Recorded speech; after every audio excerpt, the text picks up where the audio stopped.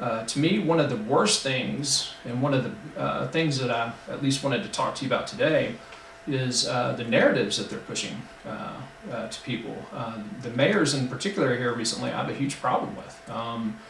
Trying to portray a certain percentage of your citizens as crazed killers, leaving that open for discussion.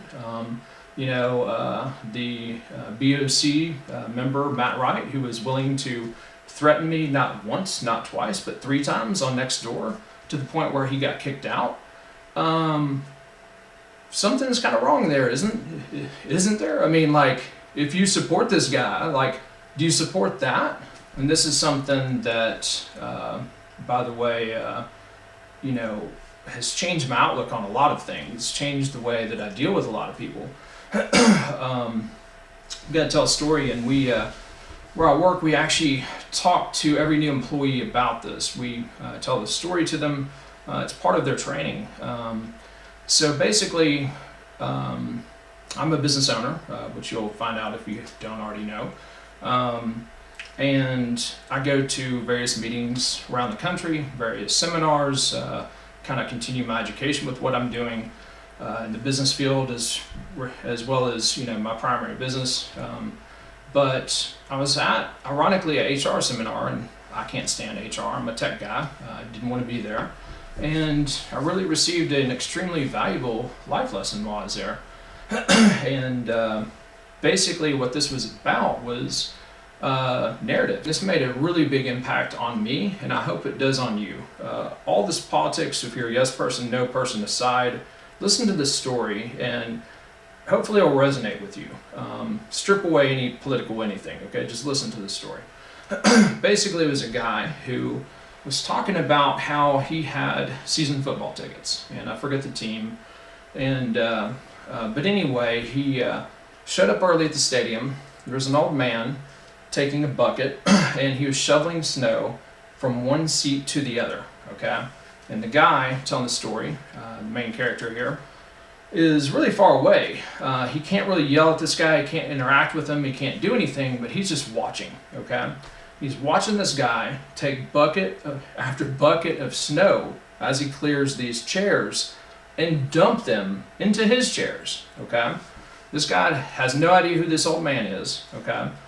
He's just getting more and more upset by this. He's watching this guy, and he starts putting together a story like, I don't know who this guy is, but he's doing that to me. I don't know why he's doing that to me, but he's doing that to me. He's purposely putting all of that snow in my seats, okay?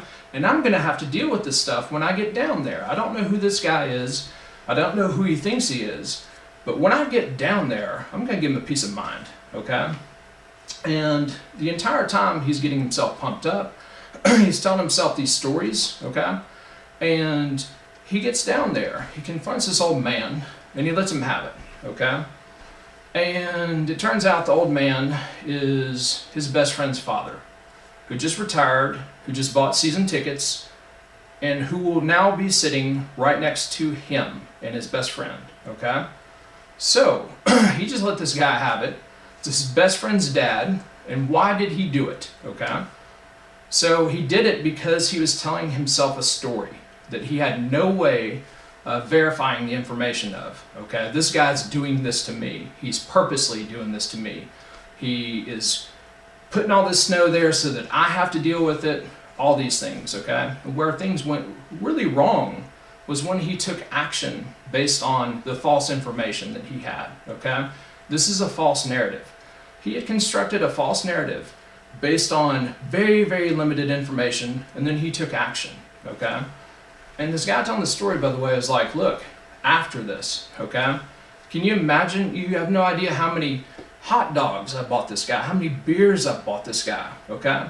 But this relationship will never be what it should have been. It's my best friend's dad. I cannot undo this. I can't take it back. Forever, I'm a jerk to this guy, okay? And he did it based on false information. When I actually got back from this trip, it made a big impact on me. And it was funny because I think the speaker kind of challenged us like, hey, in your life, where are you doing this? And what's stuck out to me is I'm like, I don't really know the people I'm arguing with on Facebook. I know what people have said about them. I try not to take anyone's information and just run with it, unless I meet you. Really, I could have overwhelming information about you and I really have no solid opinion, by the way. I take someone's information with a grain of salt, especially someone with a political motive. You should too. But basically, I was like, I really don't know this guy. I don't know he's doing this. I don't know the school board has this evil plan, or whatever, right? But I am saying things and maybe taking certain actions, based on this information that I've absolutely just created in my head. Or worse, by the way, information and stories that other people have told me based on their false narratives, okay?